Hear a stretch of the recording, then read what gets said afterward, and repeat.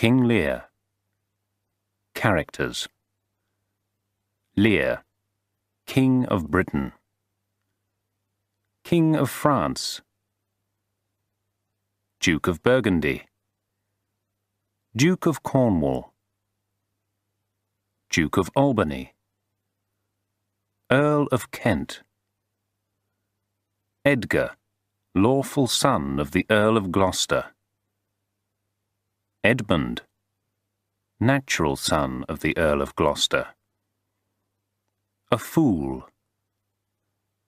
Goneril, Regan, Cordelia, daughters of King Lear. Lear, King of Britain, had 3 daughters: Goneril, wife of the Duke of Albany; Regan, wife of the Duke of Cornwall; and Cordelia, the youngest. The King of France and the Duke of Burgundy each wanted Cordelia for his wife, and at the time of this story they were staying at Lear's court. The old king was over 80 years old and tired of government. He had decided to take no further part in state affairs, but to leave younger people to manage it. He called his 3 daughters to him to find out from their own lips which of them loved him best, so that he could divide his lands and money among them according to their love for him. Goneril, the oldest, declared that she loved her father more than words could tell, that he was dearer to her than the light of her own eyes, dearer than life itself. Such talk is easy to pretend where there is no real love, but the king was very pleased to hear it. Thinking that her heart went with her words, he gave her and her husband 1/3 of his large kingdom. Regan, his second daughter, who was as worthless as her sister, declared that the love which she felt for her father was much greater than her sister's. She found all other joys dead compared with the pleasure which she took in the love of her dear king and father. Lear felt so happy to have what he thought were such loving children that he gave Regan and her husband another 1/3 of his kingdom, equal in size to the share which he had already given to Goneril. Then, turning to his youngest daughter, Cordelia, whom he called his joy, he asked what she had to say. He thought, no doubt, that she would please his ears with the same loving speeches as her sisters, or even that hers would be stronger than theirs, as she had always been his favourite. But Cordelia was upset by the claims made by her sisters, which she knew were only intended to persuade the king to give them part of his country. So she only answered that she loved her father according to her duty, neither more nor less. The king was shocked at these words from his favourite child, and asked her to consider her words carefully, and to improve her speech so that it did not spoil her fortunes. Cordelia then told the king that she loved, obeyed, and honoured him because he was her father, and he had brought her up and loved her. But she could not make such grand speeches as her sisters had done, or promise to love nothing else in the world. Why did her sisters have husbands if, as they said, they had no love for anything except their father? If she ever married, she was sure that her husband would want at least half of her love, half of her care and duty. Cordelia really loved her father almost as much as her sisters pretended to do. At any other time, she would have told him so, in stronger and more loving words. But when she saw how her sisters' deceitful words had won such rich prizes, she thought the best thing she could do was to love and be silent. This showed that she loved him, but not for what she could obtain, and her words, simple as they were, had much more truth and sincerity in them than those of her sisters.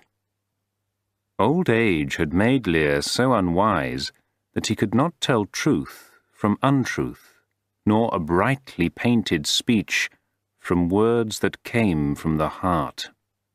He was so angry at Cordelia's plainness of speech, which he called pride, that he shared the third part of his kingdom equally between Cordelia's two sisters and their husbands, the Dukes of Albany and Cornwall. He now called them to him, and, in the presence of all his court, he gave them his kingdom to share, together with all the powers of government. He kept only the title of king for himself, and it was agreed that he and 100 soldiers to serve him should live month by month in each of his daughter's palaces in turn. Such an unbelievably foolish division of his country, made more in anger than by reason, filled all his nobles with shock and sorrow. But none of them had the courage to act, except the Earl of Kent. He was beginning to speak for Cordelia when the angry Lear commanded him to stop, or he would have him put to death. To this the good Kent paid no attention. He had always been faithful to Lear, whom he had honoured as a king, loved as a father, and followed as a master. He had been ready to give his life in war against the king's enemies, or when the king's safety was in danger. Now that Lear was his own greatest enemy, this faithful servant argued with him for Lear's own good. He begged the king to follow his advice, as he had so often done in the past, and to undo what he had so unwisely done.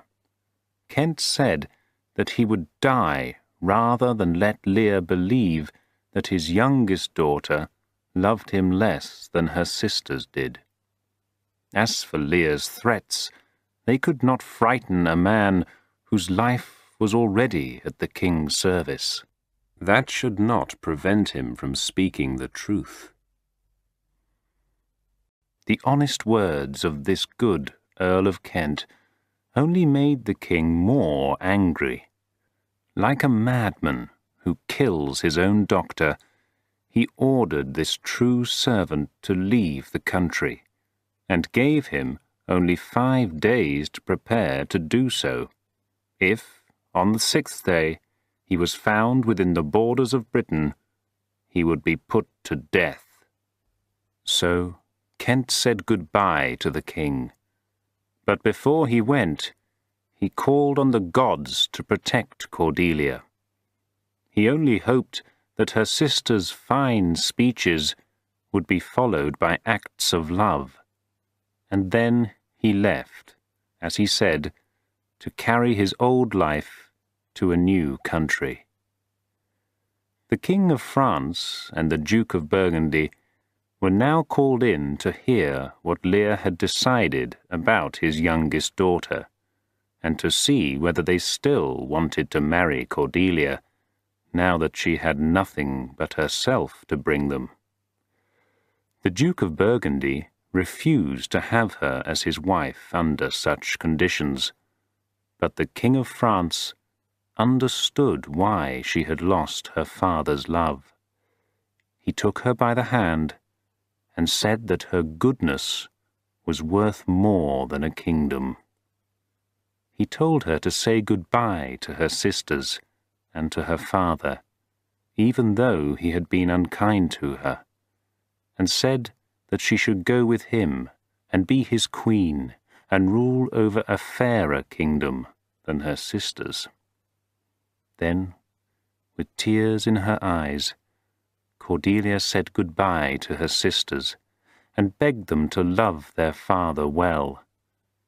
They told her that they knew their duty, and advised her to try to make her husband happy, for he had taken her almost as a beggar. And so Cordelia left, with a heavy heart, because she knew the deceit of her sisters, and she wished that her father could be in better hands than theirs. As soon as Cordelia had gone, her sisters began to show their true characters. Even before the end of the first month, which Lear spent with his oldest daughter, Goneril, the old king began to find out the difference between promises and actions. Once she had got from her father all that he had to give, the ungrateful woman now began to dislike the few small signs that showed he was still king. She could not bear to see him and his 100 soldiers. Every time she met her father, she was angry with him. When the old man wanted to speak to her, she pretended to be sick, so she did not have to see him. It was plain that she thought his old age a useless continuation of his life, and his soldiers an unnecessary cost. She stopped showing any respect to the king, and, following her example, and even her orders, her servants also began to ignore him. They refused to obey his orders, or pretended not to hear him. Lear could not help noticing this change in his daughter's behavior, but he shut his eyes to it for as long as he could, just as most people do not wish to believe the unpleasant effects of their own mistakes. All this time, the good Earl of Kent had chosen to stay in Britain as long as there was a chance of being useful to his master, although he knew that if he was discovered, he would be put to death. Dressed as a servant, he offered his services to the king. The latter did not recognize him as Kent in his new dress, but was pleased with his direct speech and honesty. And so an agreement was made, and Lear took his favourite adviser back into his service under the name of Caius. Caius quickly found a way to show his loyalty to his royal master. That same day, one of Goneril's servants was disrespectful to Lear and spoke rudely to him, as no doubt he was secretly encouraged to do by Goneril herself.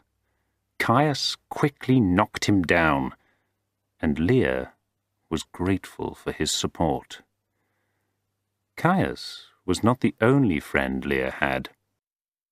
It was the custom of kings at that time to keep a fool, to make them laugh after finishing more serious business.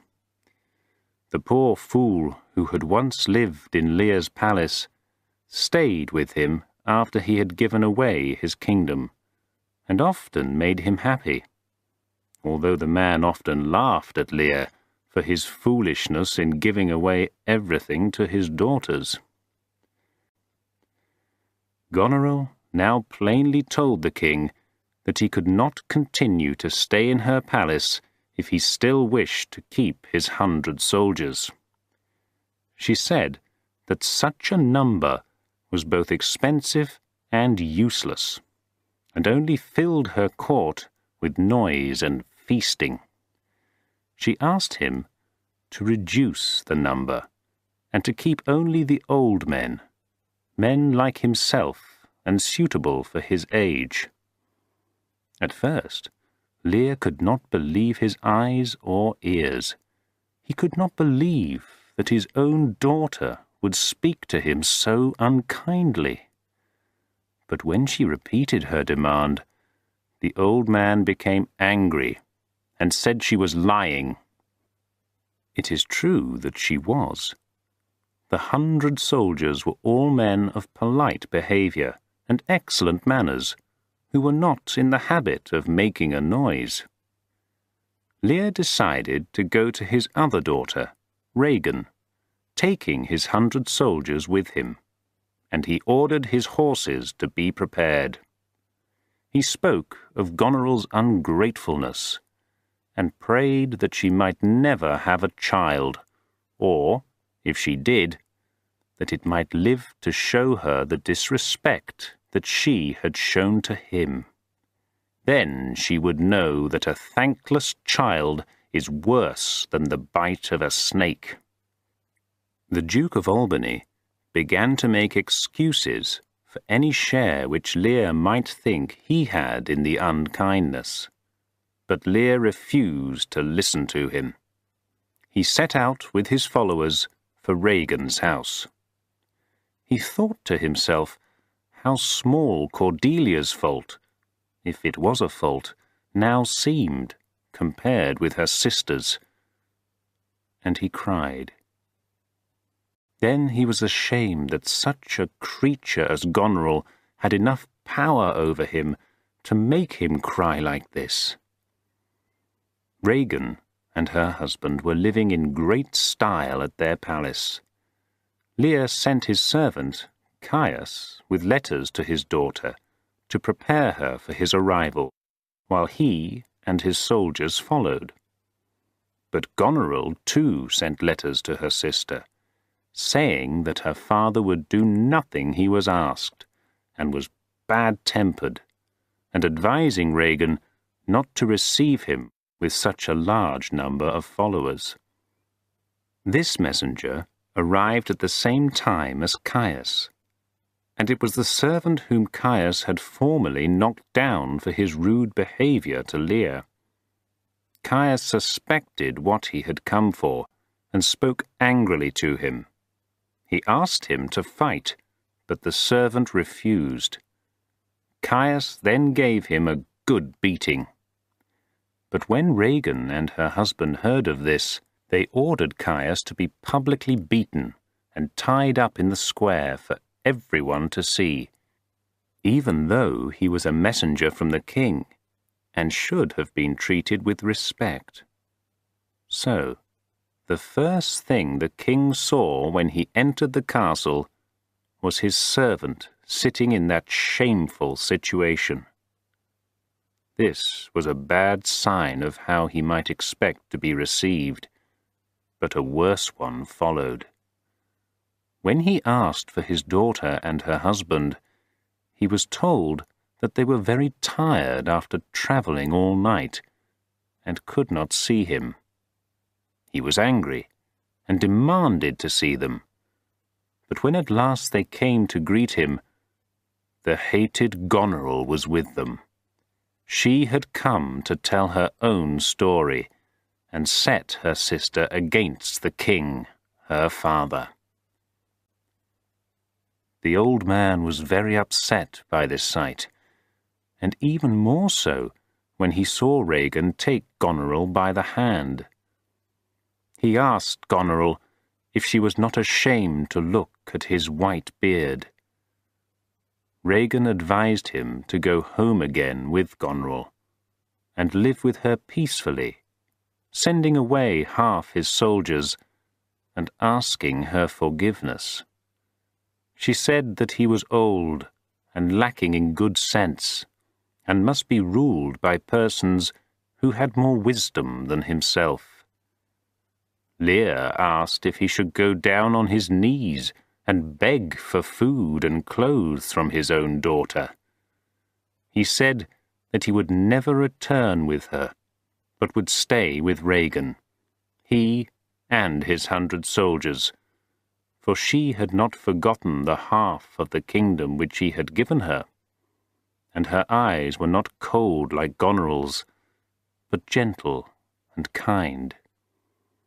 He also said that rather than return to Goneril with only half his soldiers, he would go to France and beg help from the king who had married his youngest daughter when she had nothing. But he was mistaken in thinking that he would receive kinder treatment from Regan than he had done from her sister Goneril. She now declared that she thought 50 soldiers were too many to wait on him, and that 25 were enough. Then Lear, nearly heartbroken, turned to Goneril and said that he would go back with her, for her 50 was double 25, and so her love was twice as much as Rhaegon's. But Goneril excused herself and asked why he needed so many as 25, or even 10, or even 5, when her own servants or her sisters could look after him. So these 2 ungrateful daughters each tried to be more cruel than the other to their old father, who had been so good to them. Their aim was gradually to rob him of all his soldiers, and of all the respect that was left to show that he had once been a king. It was hard to change from a king to a beggar, and it was his daughter's ungratefulness which hurt this poor king so much. His mind began to become unbalanced, and, though he did not know what he was saying, he promised that these unnatural creatures should be punished. While he was threatening what his weak arm could never perform, night fell, and a fearful storm of thunder, lightning, and rain began. His daughters still refused to let his followers enter, and Lear called for his horses, saying that he would rather face the greatest anger of the storm outside than stay under the same roof as these ungrateful daughters. Reminding him that the actions of foolish men bring their own just punishment, they let him go and shut their doors on him. The wind was high, and the rain and the storm increased when the old man went out to struggle against them. For many miles there was hardly a bush for shelter. On a stretch of wasteland, King Lear wandered about, shouting in anger against the wind and the thunder. He commanded the wind to blow the earth into the sea, or to make the waves so big that they drowned the earth, so that no sign remained of such an ungrateful animal as man. The king was now left with no other companion than the fool, who still stayed with him. He tried to cheer the king up with his amusing words. He said it was a bad night for swimming, and that the king had better go and ask for his daughter's help. This once great king was found in this condition by his ever-faithful servant, the good Earl of Kent, now known as Caius. He said, "Oh, good sir, are you here? Creatures that love the night do not love such nights as these. This terrible storm has driven the animals to their hiding places. Man's nature cannot bear it." But Lear reminded him that one does not feel smaller evils when there is a greater illness. When the mind is balanced, the body has time to feel ill. But the storm in his mind took away all other feeling from him. He spoke again of his daughter's disloyalty, and said it was as if the mouth tore the hand for lifting food to it. For parents were hands and food, and everything to children. Caius still continued to beg the king not to stay out in the open air, and at last persuaded him to enter a miserable little hut that they came to. The fool entered first, but ran out in terror, saying that he had seen a spirit. The spirit proved to be nothing but a poor beggar, who had gone into this hut for shelter, and who had frightened the fool by talking about devils. When the king saw him, with only a cloth around his waist, he was sure that he was a man who had given away everything to his daughters. He believed that nothing could bring a man to such misery except unkind children. From this, and from many wild speeches which he made, the good Caius saw clearly that Lear was not in his right mind, but that the cruel treatment he had suffered from his daughters had really made him mad. The Earl of Kent's faithfulness now showed itself more clearly than it had ever done before. With the help of some of the king's soldiers, he had the king taken to the castle at Dover, where most of his own friends were. Kent himself set sail for France, where he hurried to Cordelia. He told her of her father's pitiful condition, and how it had been caused by the cruelty of her sisters.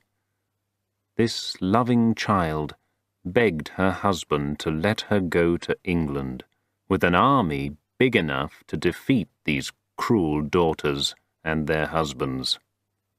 The king agreed to this, so she set out with a royal army and landed at Dover. Lear had escaped from the care of the soldiers in whose charge Kent had left him, and he was found by some of Cordelia's soldiers wandering about the fields near Dover in a sad condition.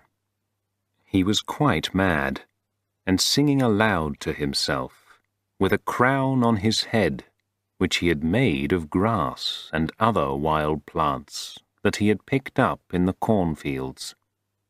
Cordelia greatly desired to see her father, but the doctors persuaded her to delay the meeting until sleep and medicine had made him better. With the help of these skilful men, to whom Cordelia promised all her gold and jewels if they helped her father back to good health, Lear was soon in a condition to see his daughter. It was a moving sight to see the meeting between the father and daughter.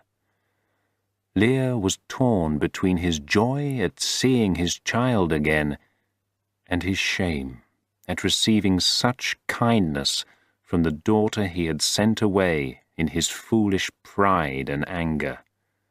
His half-mad brain sometimes made him unable to remember where he was, or who it was that kissed him so kindly. Then he would beg those who were with him not to laugh at him if he were mistaken in thinking this lady to be his daughter, Cordelia. He fell on his knees to ask his daughter's forgiveness, but she, good lady, told him it was not a suitable thing for him to do. She was only doing her duty, as she was his child. She kissed him, as she said, to kiss away all her sister's unkindness, and said that they ought to be ashamed of themselves for turning their kind old father with his white beard out into the cold air. She would not have turned away her enemy's dog on a night like that, even if it had bitten her. It could have stayed by her fire and warmed itself. Cordelia told her father that she had come from France to help him. He asked her to forgive and forget, since he was an old man and a foolish one, and he did not know what he was doing. She certainly had good reason not to love him, but her sisters had no excuse. To this, Cordelia replied that she had no cause, and neither had they. We can leave this old king in the care of his loving child. With the help of sleep and medicine, she and her doctors at last succeeded in bringing some peace to that troubled mind, which was so upset by the cruelty of his other daughters. Let us now go back to say a word or two about them. These ungrateful creatures, who had been so false to their own father, could not be expected to be more faithful to their husbands. They soon grew tired of showing even the appearance of love and duty, and made it clear that they had given their love to another man. And each of them fell in love with the same man. It was Edmund, a natural son of the dead Earl of Gloucester. By his evil actions, he had removed his brother Edgar, the lawful heir, from his possessions, and was now Earl himself. At about this time, the Duke of Cornwall, Regan's husband, died. Regan at once declared her intention of marrying this Earl of Gloucester. This excited the jealousy of her sister, to whom the evil Earl had spoken of his love, and Goneril killed Regan by giving her poison. But Goneril's husband discovered what she had done, and put her in prison, where she soon put an end to her own life. In this way, the justice of heaven at last claimed these ungrateful daughters. But a sad end was waiting for Cordelia, whose kindness seemed to deserve better fortune. The armies which Goneril and Regan had sent out under the command of Edmund, the bad Earl of Gloucester, were successful. They caught Cordelia, and she was taken to prison and killed there. Lear did not live long after his sweet child's death. Before the king died, the good Earl of Kent tried to tell him that it was he who had followed him under the name of Caius. Lear's troubled brain could not understand how that could be, or how Kent and Caius could be the same person. So Kent thought it unnecessary to try to explain. This faithful servant to the king died of grief soon after his master. There is no need here to tell how the bad Earl of Gloucester was killed in a fight with his brother, or how Goneril's husband, the Duke of Albany, who had never encouraged his lady in her bad ways, became the King of England. Lear and his 3 daughters are dead, and our story ends with them.